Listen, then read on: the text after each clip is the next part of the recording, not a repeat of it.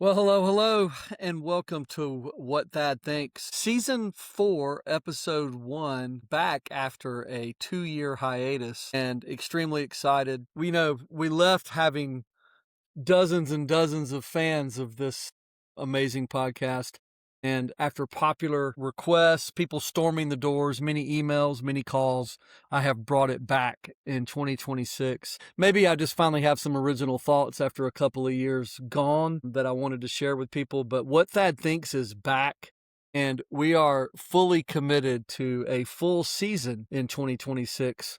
Along with some surprises and new features that we're excited to show. Just so you know, and as a reminder, What Thad Thinks is brought to you by Better Beans Branding. It is sponsored by them, brought to you by them. We are the #1 design, construction, branding, and remodel company in the entire country, continuing to specialize in schools and preschools. And they are also teed up for an exciting 2026. So I am excited to welcome back my not so important partner in crime, the man behind the veil who no one really wants to hear from, but everybody wants to see. My buddy Neel. Neel, welcome back. Hey, Thad, how are you? I'm good, man. I love that you got your sweater vest matching the cans of beans on the wall that you are you going to do that every week? Are we getting new pictures and new sweater vests, or what are we doing? Is that going to be a feature? Because it's cracking me up. It shouldn't crack you up. I mean, unintentional matchy match, but I'm glad that you love it. Matchy match? Yeah, I'm glad that you like it. Appreciate that. Appreciate that. Good. How do you like my new picture for the new year? The Neel as Elvis. I don't know if you've actually seen that before. That is you. That's impressive. How about the hair? How about the Yes. hair, Neel? Very jealous. No, that's you. That's how I remember you. I mean, you have to remember when I met Neel, he had flowing locks of hair. God. Imagine if Amy got to see you like that again. Not one more picture. I would Couldn't keep her hands off of you. That's right. That's right. Good to see you in your new studio. Yes. Yeah.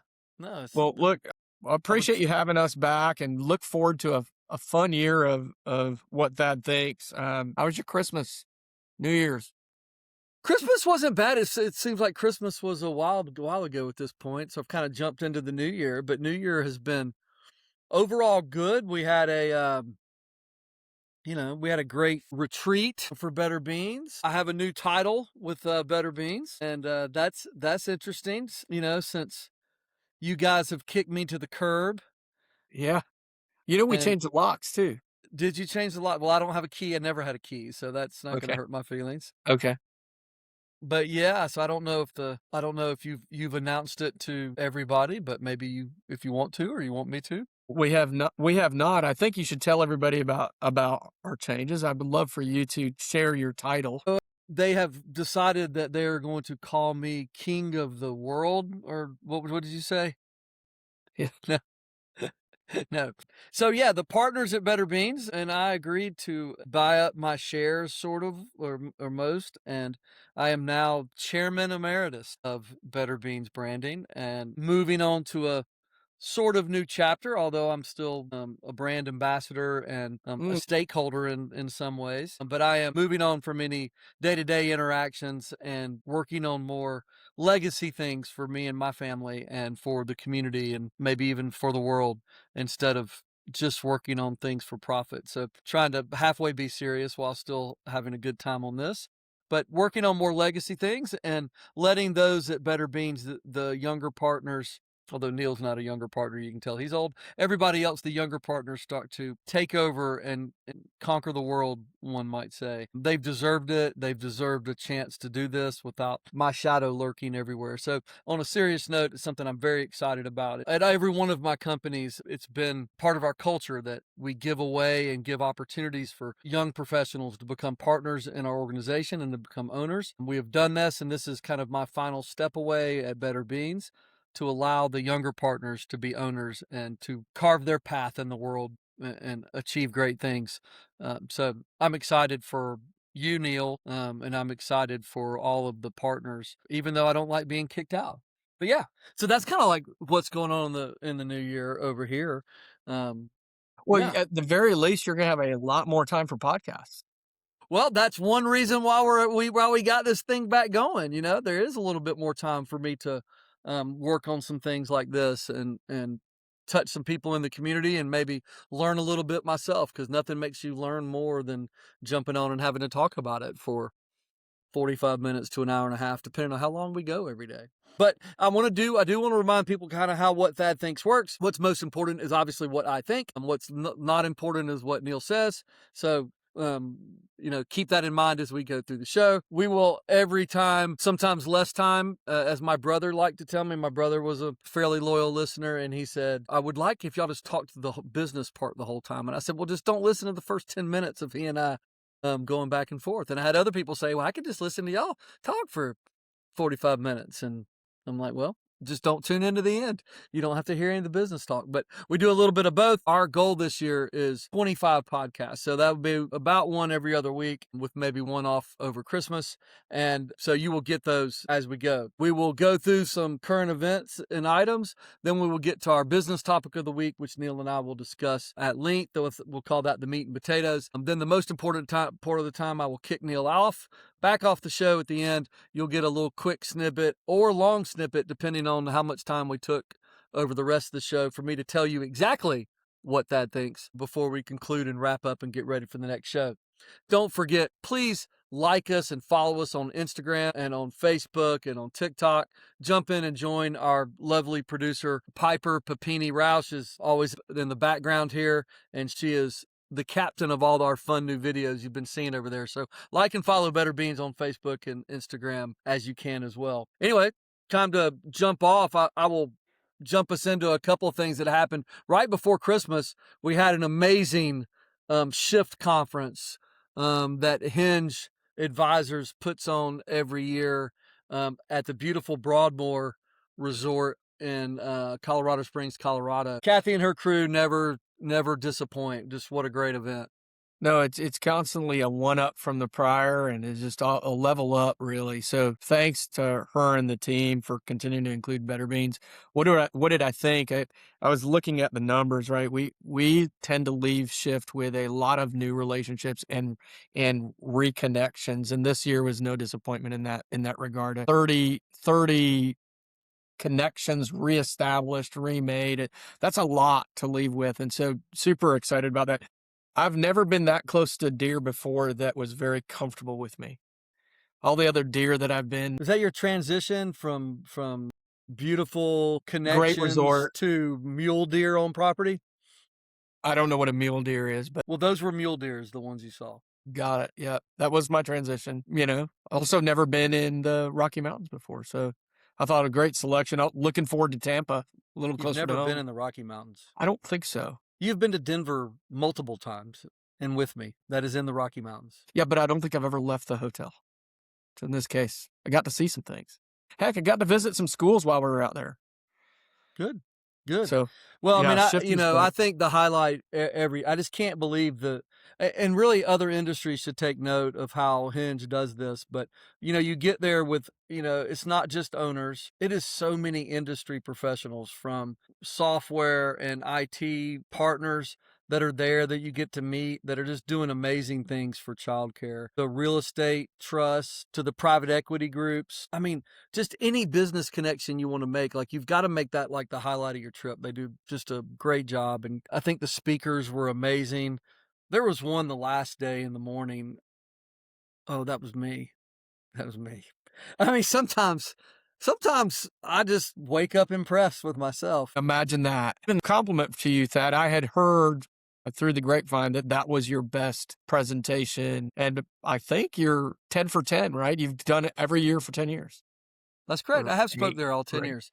Or Kind of me and one other guy have spoken 10 years. So that's a real honor. I won't say it was the best yet, but I mean, I'm sure everyone touches a different group of people, right? So you have different topics and different people you can touch. But I think this one was kind of more from the heart if we're talking serious, because we were talking legacy and we were talking about what was upcoming for me with the company and all that stuff. And so it was kind of good timing, worked out good. But wanted to thank Kathy for an awesome event. Now, I mean, let's talk about not so awesome events. This college football playoff fiasco. I mean, who the heck wants to watch Indiana and Miami other than people in Indiana and Miami? Where is Indiana? Well, I mean, No offense. I hate to dog Indiana since that's where my wife graduated from, but, um, even Yeah. she is not an Indiana football fan. Mm. Aren't they a basketball school? Even she's a dog fan. I mean, this college football, NIL, transfer portal, you know, University of Georgia had the youngest roster in all of college football, all freshmen that make it. And Indiana has one of the oldest teams in college football. So they basically have built their roster around taking players from other schools after 3 or 4 years. And, you know, these are, the Heisman Trophy winner. How about this? The Heisman Trophy winner, Mendoza. So do you realize when he played Ole Miss the other day, right? The wide receiver for Miami was Tony. 11 years old when Mendoza was a freshman. Come on. Are you Yeah. kidding me, Evan? What are we doing here? College football is the best sport in America. It's not even close, and we're somehow ruining it by allowing too many years of eligibility, paying of players too much, and allowing free moves in the portal. Yeah, this constant moving around, I can't follow it. Can't follow it. So I don't know. I mean, you got Ohio State and Georgia, who are the best teams in college football, not playing. We have Indiana that nobody cares about, and we have Miami, God bless them, using one of Georgia's old quarterbacks to win, who's also Carson Beck's like, I mean, he's old enough to be a professor, for goodness sakes. he's terrible. I mean, he's not terrible. I'm happy for him, but he's old. He's had a redshirt year, a medical redshirt year, a COVID year, and he's in his last year. I think he's 28, I mean, good God Almighty, man! maybe 27. But I was yeah, selling my first company at that age. there you go. I was actually selling my second Well, company do you at have that age. do you have a pick here between Miami Yeah, and well, you? look, I'm going to. I mean, IU looks like they're world beaters, but I'm going to jump on the Miami train. They're just a little more physical, and maybe I'm just throwing my heart in there that I do like to see the more physical football team win. And Carson Beck was there, so let's go. Do you want to take Indiana, and we can have a I'll take little Indiana. bet? I'll take Bet. it. I'll take it. So I get the points, or we just have to do this no points, just No, straight up? yeah, straight up. So what happens when I win? What are you going to do? Yeah, 50 push-ups? I can't do 50 push-ups. I can do 50 push-ups if you give me like 4 days. How about one of us has to sing a song that the other one chooses at our next podcast? So I choose a song for you, you choose a song for me. We have to sing 30 seconds of that song. Great. I've got one already for you. Good. Are we ready that we're going to do that? Yeah, should we announce it? I mean, do you have the song now? No. I will take suggestions. So if anybody wants to email me at betterbeansbranding.com, or if they want to text me, if you already have my telephone number, for suggestions of songs to have Neel sing after Miami wins the national championship, please send suggestions. Okay. Okay. I'm not so selfish like you and have to have my own ideas. You don't have to label me. I just I labeled just think the fact that one popped in my head quickly. you. Okay, that's fine. I didn't. Not one popped in my head. Okay. All right. Can we agree no foreign languages though? Nope. All right. No, we can't. Well, all right. That's college football for you. It is the greatest sport. So, what's Go your ahead. take on this ICE protest shooting that happened up in Minnesota last week?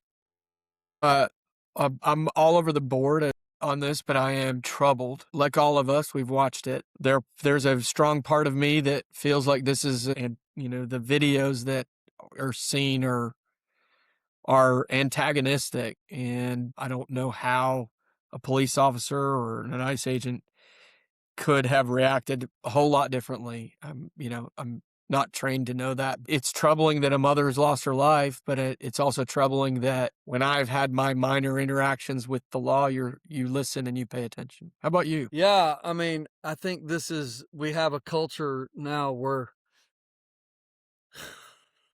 not enough.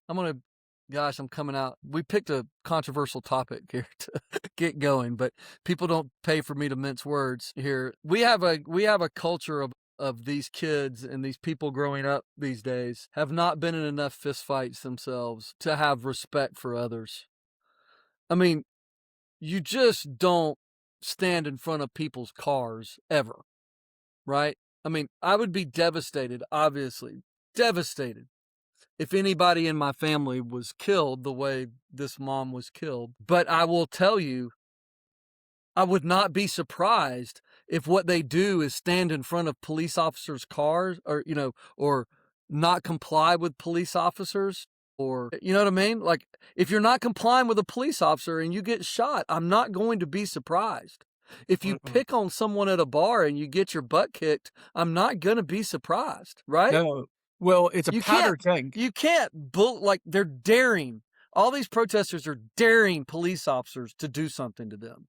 They're putting their phones in their face. They're calling them names. They're trying to get posts so they look cool in the Twitterverse or whatever. And I'm just not surprised if something happens to you. No. No, it's a powder And keg have you environment ever been in a, between, and I don't know how many, I'm a former Marine for those that don't know on here. And I can tell you when there are chaotic situations, and if you're in a situation where you are a law enforcement officer and you're one of 5 and there's a group of 100 people that are putting phones and yelling things and throwing things at you and driving vehicles, that is a very chaotic situation, and it's a situation where police officers get hurt and other members of the public get hurt, and you're charged with doing a job. You got to let that person do their job because you don't know what their judgment is. I mean, that officer that was in front of the vehicle had a car coming towards them. There was also a police officer at the window that had they don't know if that person's stuck in the window where they're going. You've got a lady filming on the side telling them to drive, drive, drive. You have a split second to make life and death situations for yourself and for others. You just don't know. You just don't mess around and find out. Why can't we just be decent humans? I mean, elections have consequences, right, Neil? And like it or not, one of the reasons that the current administration was elected was to stop the flow of illegal immigration into the United States and to enforce it. So everybody knew when Donald Trump won the election that something was going to happen with illegal immigration. Would you agree with that, Neil? yes. Yes. So Ran on it. Ran you on have it. to deal with it, right? You have Yep. to deal with it. Yep. And so it's not like stop it and be disrespectful to the people that are doing it. Then you need to be working hard to win elections more than you need to be working hard to try to stop. Because if you're trying to stop a law enforcement officer or a member of the media, I mean, it's not a member of the media or a member of the military, really like you're kind of declaring war on them. Like, just expect something to happen to you. If my son or daughter who are of age to go protest, if they go protest certain things and they decide not to listen to a police officer, do not expect me to get you out of jail. I understand. And just be respectful of that person doing their job. Nobody's coming to your job and stopping you from doing it. I mean, nobody's doing that. Yeah. I heard an interesting What a take waste of on this, time. that at the end of the day, if you've been ordered to stop or you've been arrested, in that moment, that's not the time for a judge and a jury and a decision. The arrest is the process to get you to that point. And so she would have had her day in court. She would have had an opportunity to make her case, but instead decided to drive. And so that eliminates that process. You Why take was she laughing at the officer while she's doing all that stuff? I mean, you're just antagonizing people. you said, why can't we all be decent humans? That this is the disturbing part. Like, if you want this to change, then you should either vote differently or do something through the system, through the process. Or just deal with having lost. Wait for your next time to win, right? I don't know. I'm sure we upset half the country there, but hey, it is what it is. Well, should we go ahead and take on the next half of it then? And while we're on the topic of government, let's talk fraud. And Wow. interestingly The enough, Somalian fraud in Minnesota? yeah, Wow. Yeah, I've got a lot of takes on this. Um, basically there's kind of two frauds going on, right? So one, all of us that are in childcare, and those of us that have seen this, there's two types. You have the federal food program fraud that is happening, where their use of a food program, basically free lunch for those that are not familiar with what that is. Basically, the student free lunch program around the country. You have a sponsor there that was fraudulently, not only the income verification statements were being, you know, Manipulated.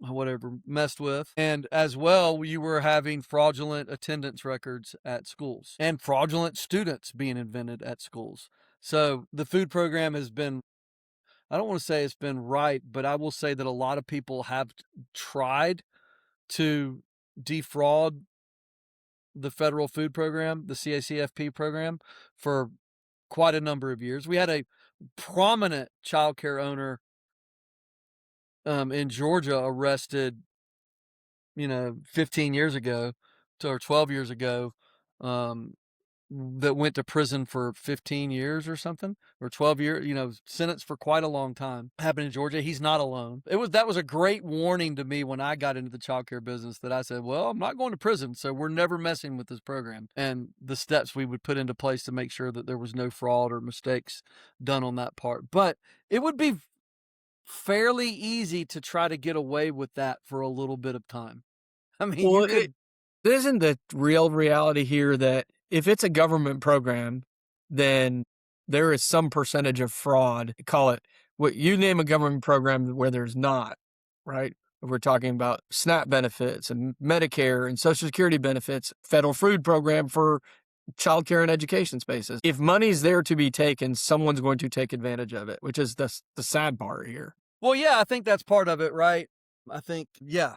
I mean, I think if there's fraud in childcare or fraud in the food program, there's definitely eons more in Medicaid. There's eons more in Medicare. And doctors that are taking advantage of those systems, and medical transport companies that are billing them, and medical supply companies that are billing them, and in-home care that is billing them, and nursing homes that are billing them. I mean, this is the bottom line. Wherever there is government involved in providing things to the country, there's going to be someone taking advantage of it.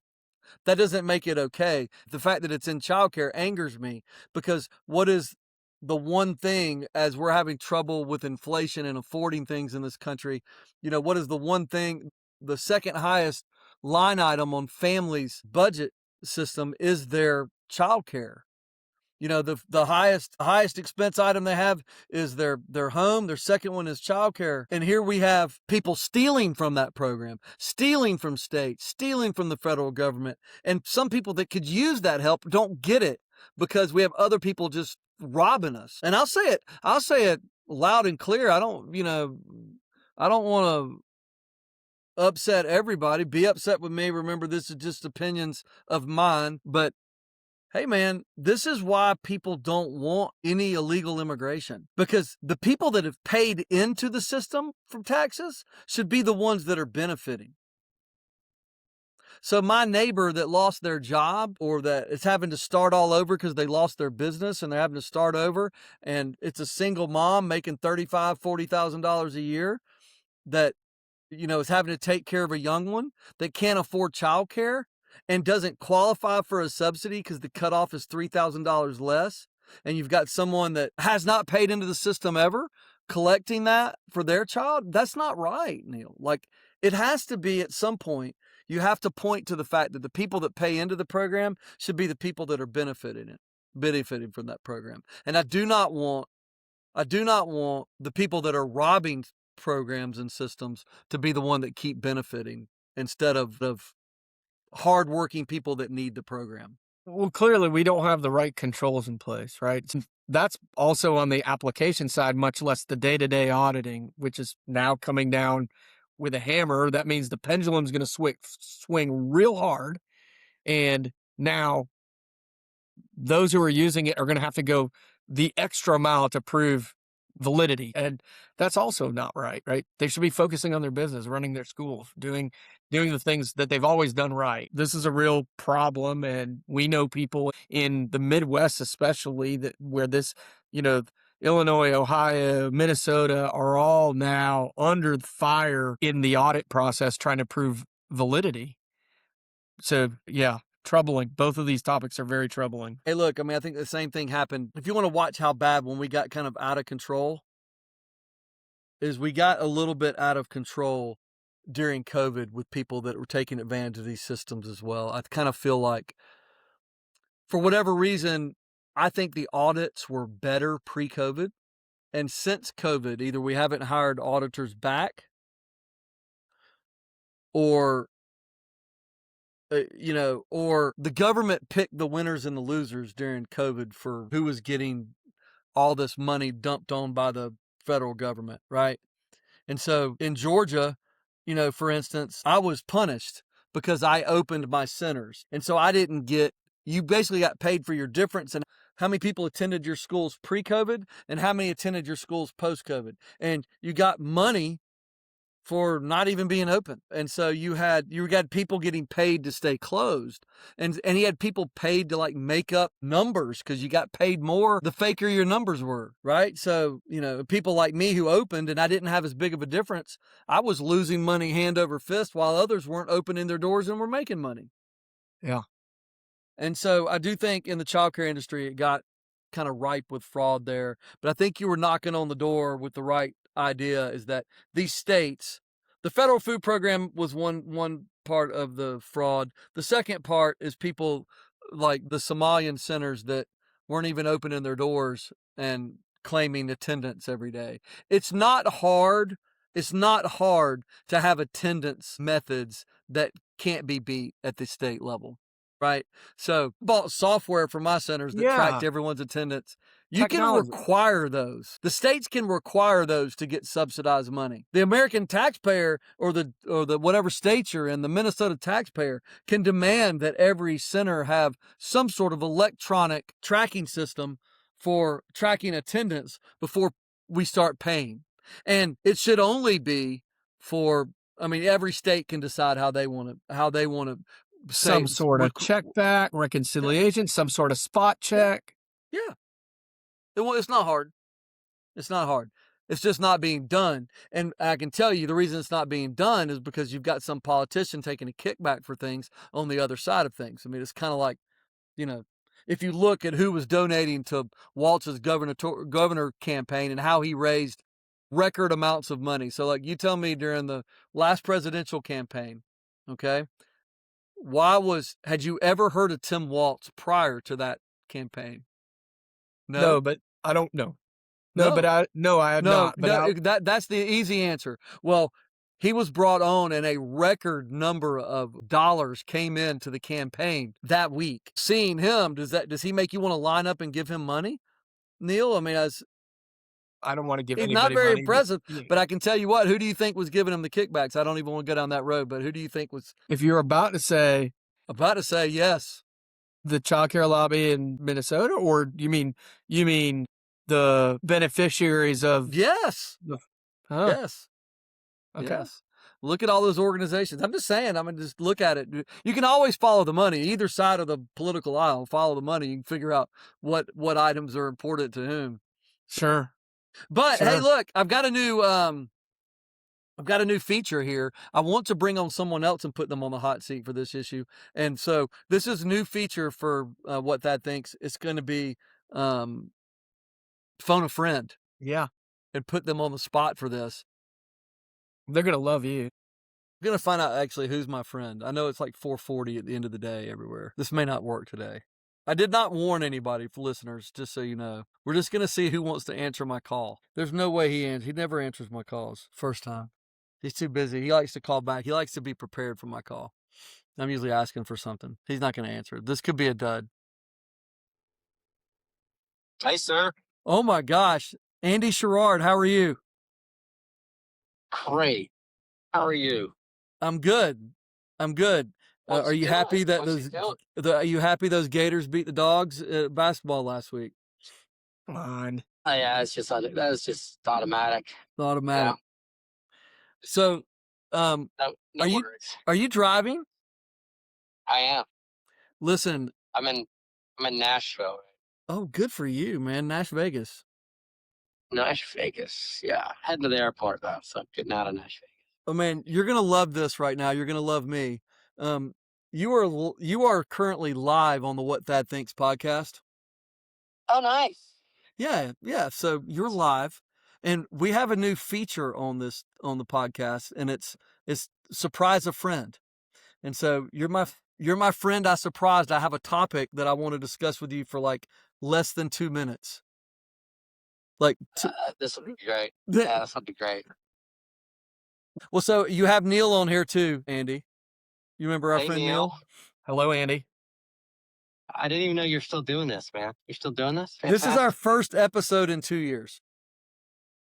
Andy, Thad Got it. told everybody we're going to do So 25 of them. I am on track then. Good. Yeah. So you were a loyal listener. I'm pretty sure you listened to every episode. So yeah. So in we're gonna do 25 episodes this year. We're pretty committed to hitting my goals. So, Nice. yeah. So you're All on. right. Congrats. All right. Well, it's a little early for the congrats, but you got to start somewhere. I know. I know you hit your goals, so I'm just,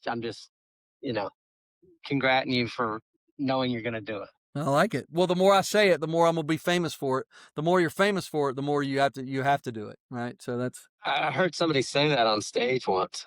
You know what? It's really good that you listen to me from time to time. Yeah, absolutely. So we're gonna hit you with a real softball topic here. Okay. So childcare fraud. Mm-hmm. Pretty hot topic going on. I don't know if y'all are having to deal with it down in any of the states that you operate on. For those of you that don't know, this is Andy Sherrard. This is CEO of O to B Kids. Operates multiple childcare brands in, I don't know, multiple states. You probably have 40, 50 schools in 5 states or something right now? Something like that? Getting close? We're 80, 85 in 9 states now. Jesus, okay. 90 schools in 9 states. The man's a giant in the industry. A giant. That's what I said, Andy. I said a giant. That's so nice. So I know you're dealing with this. You have Minnesota schools too, I believe, correct? Correct. That's fun. So you did just miss out on having to comment on ICE and law enforcement. So we're not going to make you comment on that one, but we are going to talk about fraud and what your take is on childcare fraud and either how to prevent it or what the industry and what states should be doing to kind of crack down on this situation.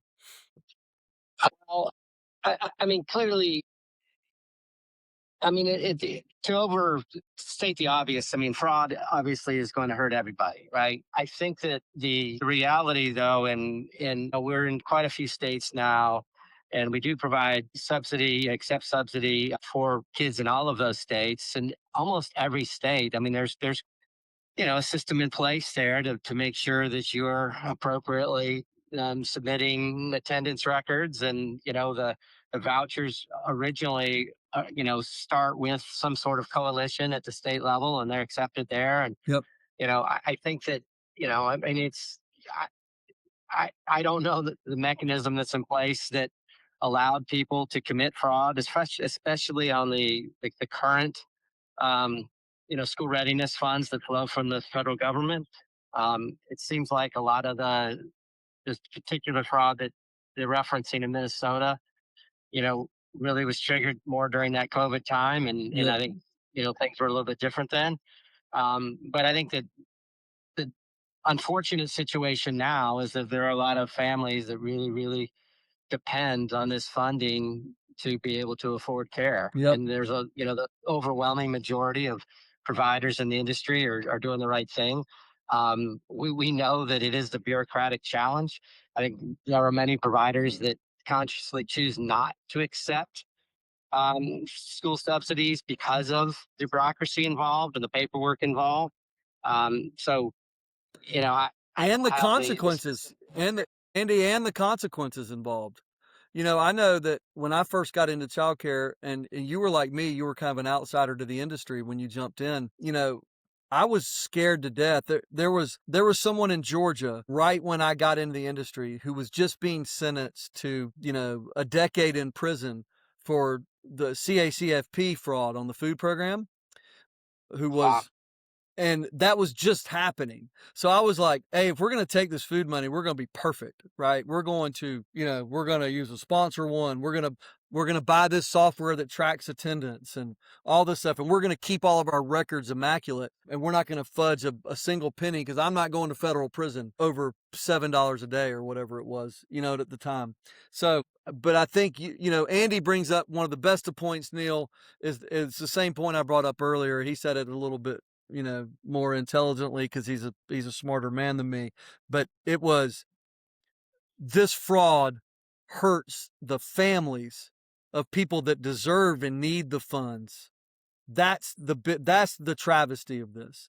Whether it's medical transport fraud, whether it's Medicare fraud, whether it's Medicaid fraud, or whether it's child care fraud or food program fraud, the bottom line is we have allocated monies at the federal level to go to pay for these things to help families in need, and it's not going to them. It's going to people that are stealing it. And so, if anything, I think COVID glitched the system everywhere, and we haven't gone back to good audits. And I think the states or the state agencies that do this just need to have good common sense audits, the way we said. I mean, I think there's ways to almost foolproof this. Wouldn't you agree, Andy, at the state level? I mean, don't you think if you ran this program, you could pretty much get rid of fraud? Yes. I mean, Yeah. and it's surprising to me that it seems to be as rampant as at least it's been communicated that it is. I mean, it is quite difficult to meet the requirements of the state on a monthly basis. States also perform audits, with regularity, and so that gives them opportunity to go back a second time and confirm that what was done the first time was accurate. So I think it's quite challenging to do. So I think that we should get a sense of what the real fraud is and what percentage of that exists, because to suggest that it's bigger than it is also is gives tremendous disservice, to the system. And I think it could lead to even more challenges in delivering the system in the first place. If there is, a new level of checks and balances, obviously it makes it harder for the provider, but it's gonna cost more for everybody. Somebody is going to need to review that at the state level or the federal level. It goes there. So it's tough. It's tough. Yep. Not a good deal for anybody. It's a tough topic. I don't think it's, I mean, I think in the short run, it would be very easy to defraud the government for CACFP funds. In the short term, I think it'd be very easy to defraud the government for subsidy funds in the short term. In the long term, I think you're going to get caught, right? I mean, I think you will. I don't think it'd be hard to figure out how to defraud the government for a short period of time on those programs. You just have to have somebody motivated to do it. And motivated to break the law, which I think is what they've done, which is the same thing that's happening in the medical fields, et cetera, et cetera. And I don't want to open up other cans of worm. I do want to say that, I do think if the federal government is going to give money to states to administer these programs, it's the state's responsibility to make sure that there's little to no fraud. And absolutely, they got to step it up. Yeah, and bad actors should be accountable for that, for sure. And everybody would support that. Overwhelming.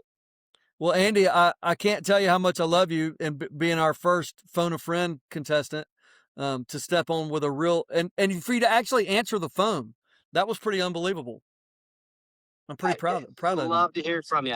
And I really appreciated Neel's contribution. So that was great as well. My guess is he can't hear me. What did Neel talk? No, I don't think so. Yeah, that's how we like it, Andy. That's how we like it, Andy. I haven't heard him. So yeah, but I thought that's a technical problem. Okay. Yeah. Well, I'm glad you guys are back. Yeah, man. Band's back together. That's great. Hey, follow us. You need to watch this video. Neel's sweater vest matches the cans on the wall. Just remember that when you watch this episode to hear yourself. And show your daughters. Just so you know, Andy's a big Gator fan, and they have had lots of trouble in their sports and things of the world. But not only that, his daughters wouldn't even go to Gatorland. They became dogs, and they spent their whole time over the holidays, I hear, just barking at their dad. They didn't even ask for what's for dinner, Dad. They were just, we love you, Andy. Love you too. Thank you. See you, buddy. All right. Phone a friend. We'll do it again. That was pretty We'll try it. successful. Maybe people like it. Maybe it's super popular. Andy is very political and very left of me. He's a good one to call, and Not everyone is left of you. that's not true. I am more centrist on many, many issues. This is an opportunity. Sure, use it. What opportunity would you like to use? I don't know, but I'm gonna explore that one. That is That's not an centrist. opportunity. I don't know what you're talking about. Anyways, Andy is very left of me, and we're very good friends, which just shows that that's how the world should be. We should have people left of us, right of us, center of us, and we should be humans and respect each You said other. it earlier, decent human beings. It would be great to have a party called Decent Human Beings. Yes. Yes. Hey, can I Anyway, lighten we this got to jump into the business up before topic. we We have jump gone into way too long on this. Okay, business topic it is. But we haven't talked in 2 years, people, right? This is truth. So, anyways, 2026, the year of customer first. Neel, I have been just blown away lately of how bad customer service has gotten everywhere. I mean, I can barely think of a place that I think gives good customer service. Where I'm to the point now where adequate customer service seems like it's good. Yeah, it's a low bar. Oh my God, it's awful. I had my nieces and nephews at my dad's 80th birthday party this week.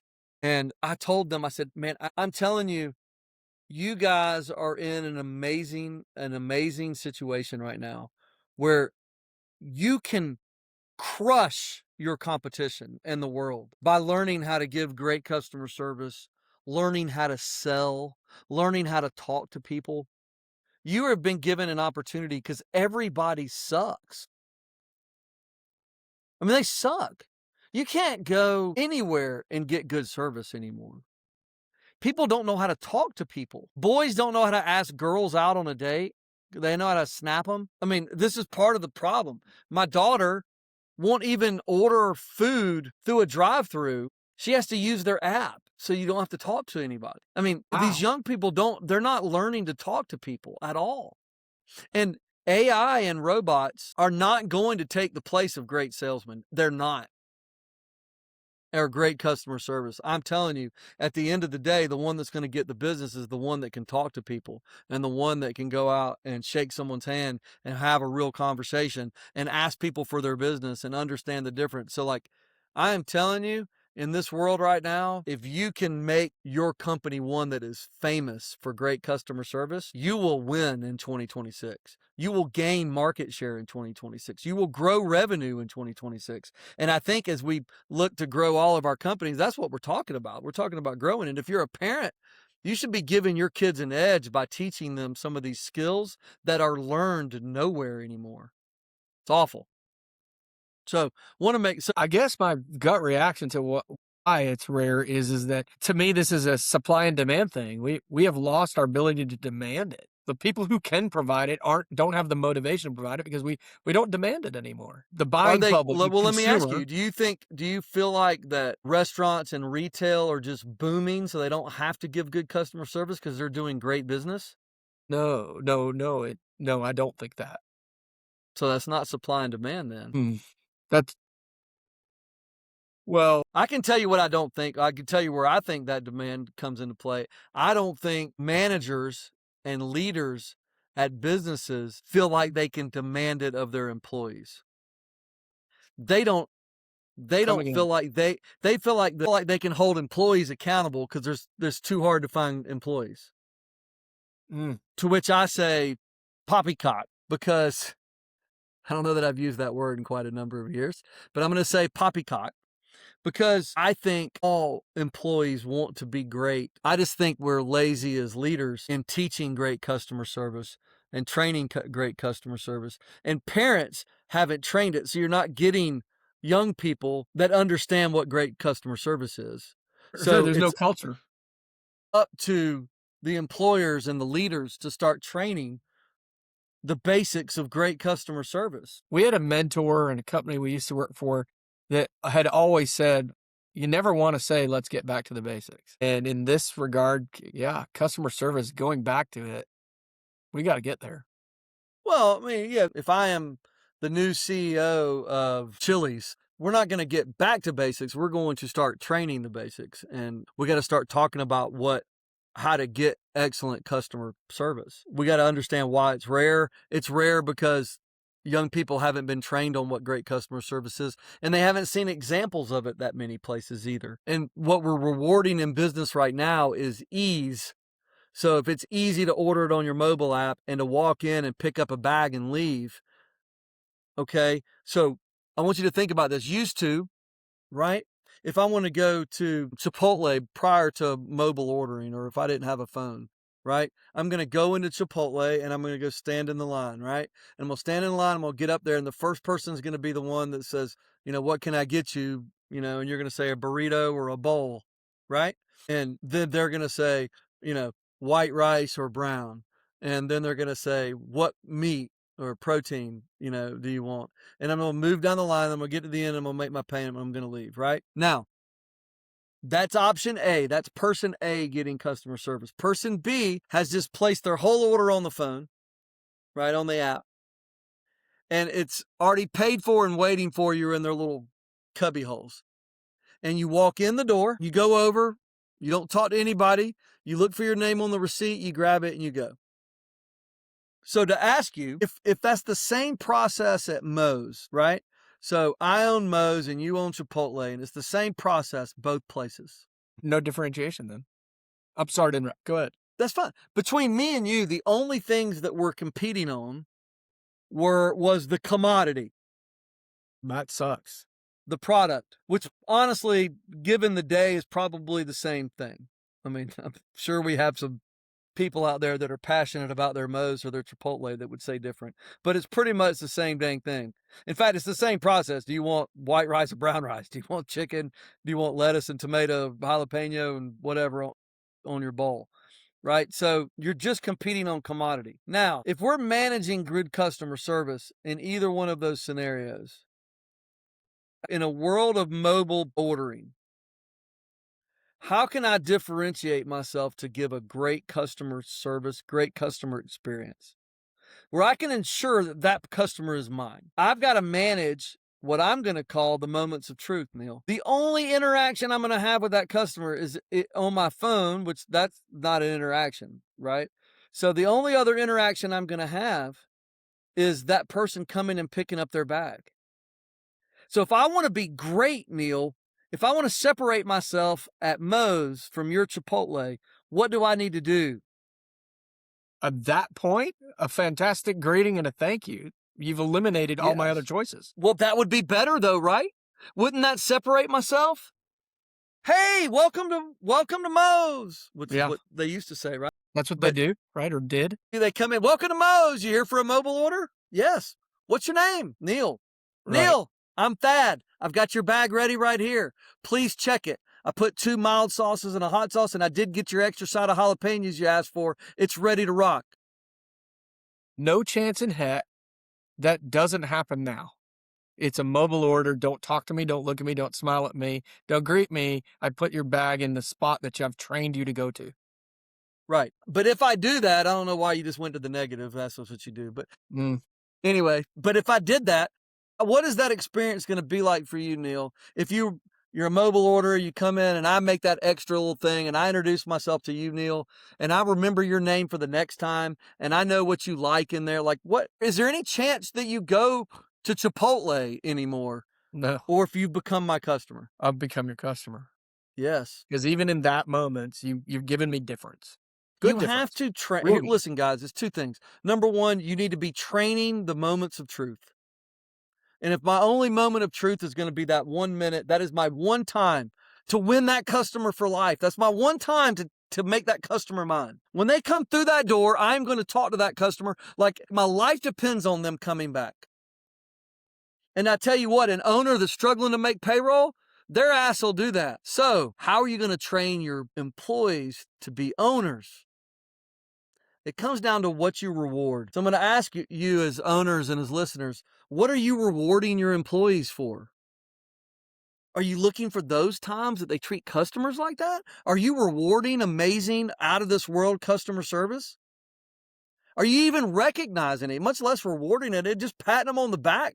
Are you listening to their phone calls? Are you listening to how they talk to people? Are you listening to customers that call and give you feedback about how amazing so-and-so is? Do they know how awesome they are? Are you paying them more? I mean, if I've got Piper working my burrito line and Neel working my burrito line, and Piper's the one that speaks to every customer and says, "Welcome to Moe's. Hey, I'm Piper. Don't forget to ask for me. Hey, please check your bag. Make sure I got all your sides. I want to make sure we're rocking. You got them all? Perfect. See you next time." Right? And so when Neel comes to me and goes, "Why does Piper make $1 more an hour to me?" And I go, "Because watch her talk to customers. Watch her reward customers. Watch her be amazing. Watch her build my business. I would love to pay you that. Watch it. Listen, I'm going to reward it." Too often we're rewarding the wrong things as business owners, and we're definitely not rewarding customer service in the right ways. We're not measuring it. We're not getting feedback from customers. We're not getting reviews back from customers often enough. I mean, are you doing secret shops? And on those secret shops, when someone does an amazing job, are you on the spot rewarding them in big ways and recognizing them in front of all their peers about how awesome they are? Are you doing that? Because if you're not going to keep getting that, right? You're going to get the bored employee that never talks to customers because it doesn't matter. In your organization, as long as you showed up on time or showed up somewhat in uniform and left, then that's all you had to do. So why is customer service rare? That was our first question. Because it doesn't get trained every month, all the time. And it doesn't get rewarded every day, all the time. That's how you get excellent customer service. And are you trying to build, companies spend on average, I think the study says it's like 8 times as much money to attract a new customer than they do to keep the one you have. Yeah. Right? I mean, you need to be spending money. I mean, you got them in the door, man. You got to be marketing to the one that walked in the door that you already got. I mean, if I looked into Better Beans and I'm saying, "Okay, man, you just did a job for Andy. Like, how much are we talking to him about doing?" He's got 90 schools or whatever. I mean, how much are talking are we doing to him to get inside his other, to get 89. inside 89 others? Yeah. Right? He should love you. He should want you right now. Now's the moment. That's right. No, we're putting our attention on the other thing, the shiny new, hey, I just met Yeah. somebody. I gotta go get them. Yes. Yeah. And I can tell you that, I mean, if you look across the fast food industry, I don't know why we're picking that one because it's just easier and on people's minds, is that they spend so much money to attract new customers, new drinks, new product, fancy TV ads, tons of social media spend and buy. If I owned a building right now, I mean, look at how we built, for those of you who don't know, guys, I used to own some Bojangles restaurants for a short period of time, but we were some of the highest volume stores in the country in a market that didn't even have other of our brand there, quite simply because we kept rewarding the customers that walked in the door. I mean, we gave tons of frequent discounts. We marketed to them constantly. We took, we did that little stair step. Have you ever been to a Bojangles before? And they're there for lunch and they're like, "No, I haven't." "Oh, have you ever had our breakfast?" "No." "Well, here's a free biscuit. Come back for breakfast." Then when they came back with that breakfast card, our managers were trained to get that breakfast card and go, "Oh, have you ever had dessert with us? Hey, come back for dinner. Here's a free sweet potato pie." We were building frequency and building regular customers by rewarding them, not just trying to spend money to get another customer. We already got one that came in. We already asked them if they liked it. They loved it. We gave them great service. They're going to come back. Now, even though they're going to come back, I'm going to make it where they have to come back tomorrow. And if you look across childcares and schools, so many of these preschools are so arrogant and cocky about the level of education that they're giving to a 4-year-old. They don't ask for feedback. They don't reward them. They make it seem like, "I'm such a good school. You have to come to my school." I tell you what, give me an arrogant owner of a childcare and let me build next to him, and they will be out of business with their arrogance. I promise you, because they will not kill themselves for customers. They will not train this. They will not reward and pay their employees for it. They won't do it. So make sure you're doing that. So I think we've said a little bit. I don't know, I know we're getting up there into time, but I do want to quickly give our people, Neel, a customer service action plan for 2026 that will sort of give them some thoughts of things they need to do, kind of semi-rapid fire since we're, making this long. Are you good with that? I'm good. Okay. So the first thing I want you to do as a manager or an owner is I want you to brainstorm how to find new customers and how to reward new customers. So I want y'all to have some meetings and just talk about how you're going to create customers, create lifetime customers, find new customers. I want you to brainstorm it, and I want you to do it every month, even if it's for 5 minutes. Like, so at your regular manager meetings or your director meetings or your leadership meetings, however you do them, set aside 3 to 5 minutes and just brainstorm. How can we reward customers or create new customers or find new customers or find a new area where there'll be customers? Just brainstorm how to find some customers and how to reward them. Make sure that you have time set aside and that it's regular and that it's intentional. That's step one. Step two, you need to train your employees how to reward customers. And when I say reward customers, when a customer walks in the door let's go back to the Moe's and Chipotle thing. When the customer walks into Chipotle, how are you rewarding that customer? You can reward them by giving them what they paid for. That's one. All right. That's the bare minimum. Mm-hmm. Clean restaurant, hot food hot, cold food cold. They got what they paid for. A reward, an equal reward. How can you give them something extra where they're rewarded, where they feel like you're their partner, that you love them, that you value them? You can learn their name. You can smile. You can always be in a glad and appreciative state. Man, if you're working a restaurant or work anywhere, I can't stand going to businesses where everybody's not happy and glad. Man, you know what the opposite of that is? Home, miserable, no job, homeless, no food, can't afford your family, can't support people, can't support yourself, can't afford gas, can't do things. Man, put a smile on your daggone face and be happy. That's what you should be. Be in a glad and appreciative state all the time. Smile all the time. Do not answer the phone unless you're smiling. The entire time you're on the phone. It's almost like, smile? I can't sound mad when I'm smiling. Yep. Neel, you're an idiot. I can't sound mean when I'm smiling. And it's hard to sound happy when you're frowning. But guys, be glad and appreciative. You need to train your employees to be that. You need to make them that. But you need to reward those in your organization that reward customers. Set up some sort of reward system for customers, whether it's on secret shops and those bonuses are real and big. Set up places, a memo board, a bulletin board where you put their names up and you say specifically what they did that was amazing. It can be from pay. It can be in recognition. It can be, in best cases, it's both. But you and your leadership team need to talk about how you are right now going to reward great customer service. So you got to brainstorm. You've got to train it. You've got to reward it. You've got to be glad all the time. And how are you going to keep all these new customers that come? You get all these new customers and how are you going to reward them for life? It's just like 3 things to just always remember. Be reliable, be attractive, and be responsive. Be reliable, be attractive, and be responsive. 3 quick Bs. What is reliable? Hey man, it's doing what you say you're going to do when you say you're going to do it. You beat 90% of the people in this world just by being reliable. When I talk to my kids, I tell them that's just what integrity is. We're going to do what we say we're going to do. We're going to do it when we say we're going to do it. You said you're going to call your grandmother on Saturday. You better call your grandmother on Saturday. That's what you said you were going to do. That's when you said you were going to do it, right? So being reliable as if I was Moe's, the restaurant, is that, hey, I'm going to give you 6 ounces of meat. It's going to be 6 ounces of meat. I'm going to get you in and out of there in this amount of time. You're going to be reliable. Be reliable. Do what you say when you say you're going to do it. Second one was be attractive. How can you be attractive?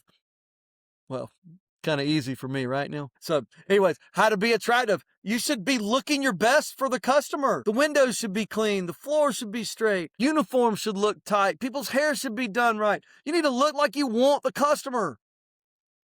Be attractive. Not just you, the people. How you put food on the plate. How you deliver a presentation. Whatever it is your company does, you need to be attractive. And be very picky as a leader. Don't be afraid to ask someone to take more time with their hair or with their clothes choice. Or look, man, this is people's livelihood you're counting on. I've been nervous before to like tell a female like, hey man, look, I don't need messy bun. We have customers in the building today. I need you to take some time. Look your best. That's what I'm doing. Look your best. It pays off.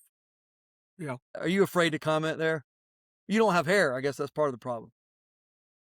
What? You're not even commenting anymore. No, your cat got these are tongue? spot on. The Yeah, fear of you need to be community. attractive. You need to be reliable. You need to be attractive. That's that's bottom line. Be reliable. Do what you say you're going to do. Be attractive. And last thing is be responsive. Hey man, when a customer is upset about something or a customer needs something, respond quickly.